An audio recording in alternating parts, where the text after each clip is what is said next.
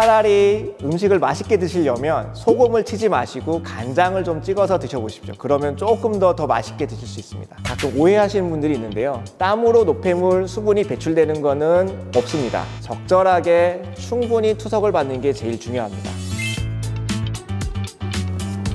안녕하세요. 지금부터는 투석 환자분들이 어떻게 관리하면 오래 쓰고 또 건강하게 사용할 수 있을지에 대해서 전문가 또 한 분을 모셨습니다. 소개 부탁드리겠습니다. 네. 안녕하세요. 한림대학교 강남성심병원 투석실에서 일하고 있는 길희정입니다. 네, 안녕하세요. 한림대학교 강남성심병원 신장내과에 있는 김도영입니다. 네, 반갑습니다.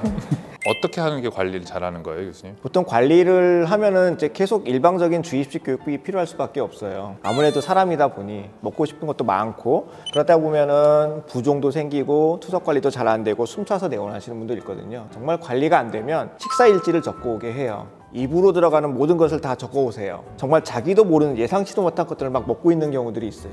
그러면 그거를 관리를 하고 교육을 시켜드리죠. 그럼 음식은 어떻게 먹어야 되나요? 첫 번째로 일단. 제일 중요한 게 짜게 먹지 않는 거, 그리고 물 섭취도 소변량이 500에서 700이라고 얘기하는데 한 뭐 3컵 이상 드시지 않게. 하루에 3컵 이상 먹으면 안 돼요? 물을 많이 드시면 그만큼 부을 수 있어서 물을 적게 드시라고 하는데 잘 안 되죠. 얼음을 머금고 있으라 그래요. 입안을 좀 촉촉하게 해주면 그나마 물을 좀 덜 생각나게 할 수가 있어서 얼음을 머금고 그럼 천천히 녹여서 드세요. 그럼 그만큼 물을 좀 적게 먹을 수 있습니다 라고 말씀을 드리긴 합니다. 그리고 이제 항상 싱겁게 드시라고 얘기를 하는데 소금 기준으로 6g 미만으로 섭취하라고 얘기를 해요. 근데 6g이라고 하면 딱 와닿지가 않거든요. 와닿지 않죠. 예.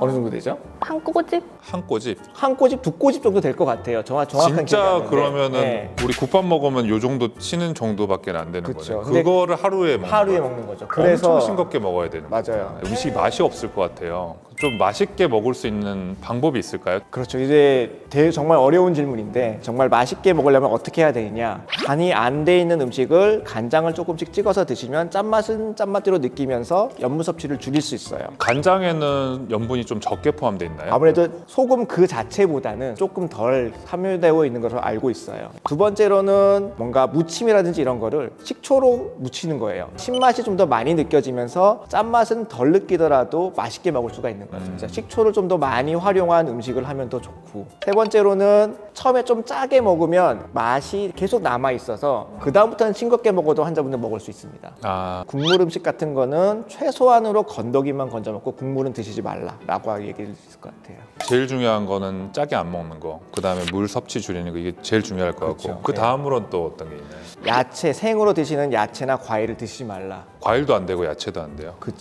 그 과일이랑 야채 내에는 칼륨, 포타슘이라는 성분들이 많이 있는데 그게 어느 정도 과량으로 들어가게 되면 심장마비 오거든요. 근데 그거를 배설하는 데가 신장입니다. 콩팥이 이미 망가지신 분들은 그걸 섭취를 하는 것만큼 배설이 안 돼요. 그래서 가끔 환자분들이 쓰러지고 오시죠. 그러면 꼭 먹고 싶다 그러면 어떻게 먹는 게 좋을까요? 일단 섭취를 안 하는 게 제일 좋지만 먹고 싶다 그러면은 물에 담가 놓거나 익혀서 먹거나 아니면 잘라서 먹거나 하는 방법을 추천드립니다. 데칠 때는 적어도 10초 이상 데쳐야 돼요. 데쳐야 되고 물에 담가서 먹을 때는 1시간 이상 담그면 담글수록 그 성분이 많이 빠져나와요. 그래서 오랫동안 담가놔야 돼요. 그거를 좀 알고 계시면 좋을 것 같습니다. 또 덧붙인다 그러면 뭐가 있을까요? 보통 우리 몸에서 생성되는 노폐물들은 신장에서 걸러지는데 그 노폐물의 주된 원인이 단백질 섭취예요. 단백질이 대사가 되면서 요소를 만들게 되고 요소가 결국에는 소변을 통해서 배출돼야지 요독 증상이 안 나타나는데 콩팥 기능이 떨어지면 단백질을 섭취하면 섭취할수록 요독 수치가 올라가서 투석을 하게 되는 거거든요. 그러면 단백질도 줄여야 되는 거예요? 일반적으로 먹는 것보다 많이 줄여야 되죠. 근데 제가 지금 듣고 받아들이는 거는 뭘 먹어야 돼요? 먹을 게 진짜 없어요. 먹을 게 디저트 같은 거, 어떤 단 음식 많이 먹은 건 어때요? 당뇨병성 만성 신부전인 경우가 많기 때문에 사탕을 드시더라도 좀 적게 드시고, 그리고 초콜릿 같은 경우에는 인이 많이 함유된 간식이라서 뭐 가렴이나 관절 통증 이런 거 유발할 수 있어서 지양하시는 게 좋습니다. 너무 단 건 좀 조심하는 게 좋겠다 이렇게 받아들이면 되겠네요. 네, 맞아요. 또 환자분들이 많이 질문하는 게 있어요? 어떤 걸 조심해야 되냐고 이렇게 팔베개 같은 거 잘 때 이렇게 자도 되냐고 물어보시는데 그렇게 하면 혈류가 차단되니까 아무래도 혈관 건강에는 좋지 않다고 말씀드립니다. 그러신 분이 있었어요. 이제 버릇이 800에 하는 버릇이 있었던 자기가 환자분이에요.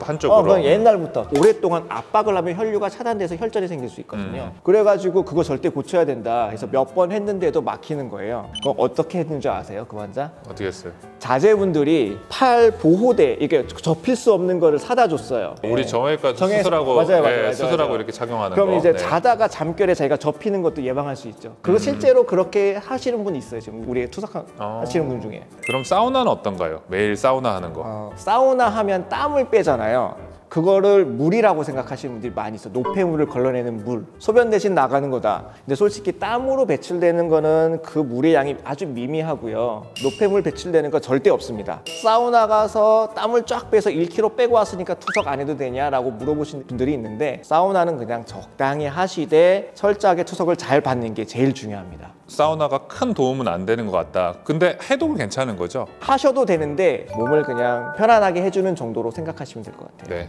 이제 투석을 하신 분들도 여행을 가고 싶을 때가 있을 것 같아요. 그럼 어떻게 하죠? 일주일에 3번 가야 되면 여행 뭐 1박 2일만 가야 되나요? 어떻게 하나요? 그 여행지 근처에 투석 병원을 알아보시고, 만약에 그 투석 병원에서 투석이 가능하다 하면은 저희 병원에서 받았던 투석 정보나 환자 특이사항 같은 걸 적어서 팩스로 보내드리거나 아니면 환자편에 보내드리기도 합니다. 아. 그럼 투석을 앞두고 있거나 이제 투석을 받고 계시는 환자분들을 위해서 마지막 교수님의 희망을 담긴 메시지 한번 전달 부탁드립니다. 네. 얼마 전에 이제 투석 시작하시는 분들도 희망이 없을 것 같아 투석을 시작을 못 했는데, 시작해보고 본인이 증상이 좋아지는 걸 느끼면 아, 정말 이게 필요하고 나한테 도움이 되는 치료구나 라고 느끼실 수 있습니다. 그리고 여러 가지 사회적인 제도, 나라에서 도움을 주는 것들이 많이 있기 때문에 투석 자체를 너무 두려워하지 마시고 끝까지 건강한 삶을 영위하는 그런 환자분들이 됐으면 좋겠습니다. 네. 지금까지 투석 혈관센터 함께 해봤습니다. 강남 성심병원 씩씩TV 많이 사랑해 주십시오. 감사합니다.